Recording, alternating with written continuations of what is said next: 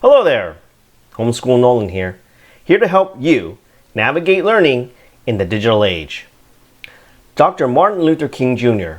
was the most important civil rights leader of the 20th century, perhaps best remembered for his famous "I Have a Dream" speech, in which he dreamt that his 4 children will, quote, one day live in a nation where they will be judged not by the color of their skin, but by the content of their character. These words have become so famous that sometimes we may forget other important things he said in that great speech. And now that over 50 years have passed since his death, we can no longer take for granted that children growing up today will even learn about the details of this speech in school. Why do I feel that way? Well, I live in California, and in 2021, the California State Board of Education approved an ethnic studies model curriculum which provides a set of guidelines and sample lessons for ethnic studies. The Black African American Studies area of the curriculum includes a list of important African Americans who made notable contributions in different areas of American history. But noticeably missing from the curriculum is Martin Luther King Jr. I'm not sure why he wasn't included in California's ethnic studies curriculum, but he's definitely included in my homeschooling curriculum. I think every child growing up today should still learn about the life and work of Dr. King, and in particular, this famous speech and the roots of his dream. We all remember him declaring, "I have a dream." But what were the roots of his dream? Dr. King told us in the very next sentence. He tells us, quote, "It is a dream deeply rooted in the American dream." There's a reason Dr. King chose to deliver his speech in August 1963 in the shadow of the Lincoln Memorial. He believed in what he described as the, quote, "magnificent words of our Constitution and the Declaration of Independence." He believed that all men, white or black, were promised unalienable rights of life, liberty, and the pursuit of happiness. But obviously, America failed to live up to its promise. America in 1963 was still a land of segregation and legalized systemic racism throughout. Hence, he described America's promise of freedom as a promissory note that the country had defaulted on. And yet, he refused to believe that our country's Bank of Justice was bankrupt.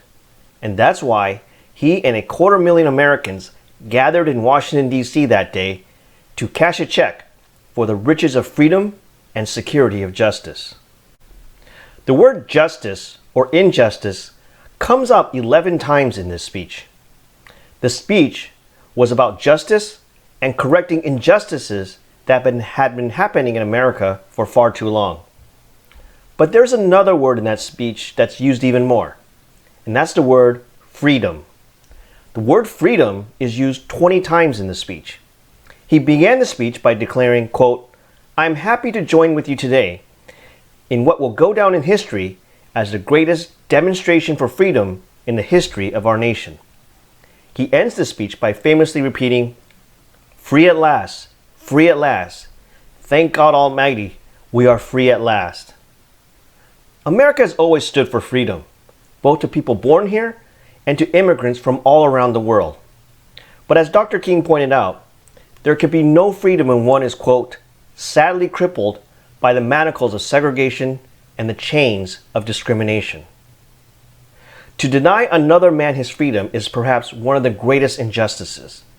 And that's why Dr. King is also famously quoted as saying, quote, "Injustice anywhere is a threat to justice everywhere."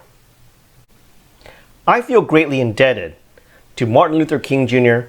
and all the black civil rights leaders of the 50s and 60s who fought against injustice on behalf of people of all colors.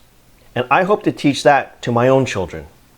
And that's why I feel it is more important than ever to teach our kids about Dr. Martin Luther King Jr. and his dream.